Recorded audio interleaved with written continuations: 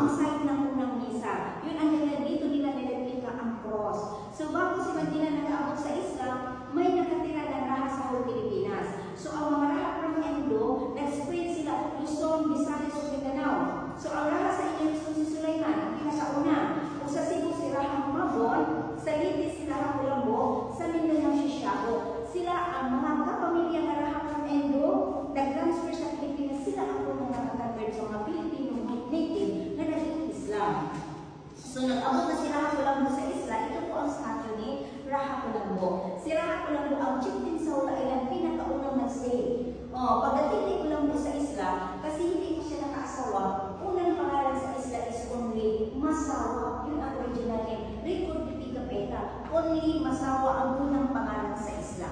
So medyo nagtagal si Raha sa Isla, nakaasawa siya o 5 karina. So yun ang rason na ang Isla is naging 5 sawa, meaning 5 wives. So yun ang dahilan na naging 5 sawa na dayon. 5 wives, meaning 5 sawa sa Visayas. O sa Tagalog, 5 wives. So yun ang dahilan na naging 5 sawa ang whole island. So kung dito na ang 5 asawa ni Rahang Ulambo, i-divide niya ang whole island po 5 kasi 5 ang asawa. So by barangay ang asawa, si Raha na nag-visit sa kada asawa, siguro from Monday to Friday kasi 5, visit siya. Saturday, Sunday, uwi naman siya sa kanyang bahay. So relax muna si Raha. So yun ang ginagawa niya. Para nga, may time siya sa kada asawa, walang mag-away, walang magsigos sa 5. So yun may barangay si Raha na mag-visit.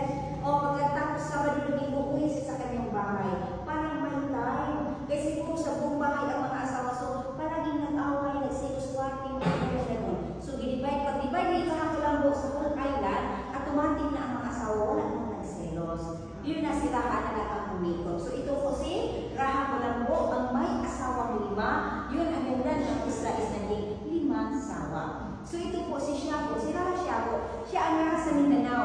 Kapatid silang dalawa. So nag-visit siya sa island sa kanyang brother. Na timing na nag-abot sila si Magellan. Nakataon na nag-abot sila sa island.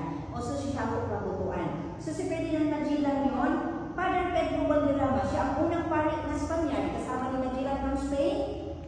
First Mass ni Masawa of another story, second Mass in Cebu. So yun ang dahilan na magpunta mo sa Cebu, mga taga Cebu to, magpunta kayo may cross ni Magellan sa Cebu kasi naka-second Mass ngayong April 14 sa Cebu, April 14 second Mass. Father Pedro ang nag-Mass. Spaniard soldier that one. So pagkatapos si Magellan, may kasama siya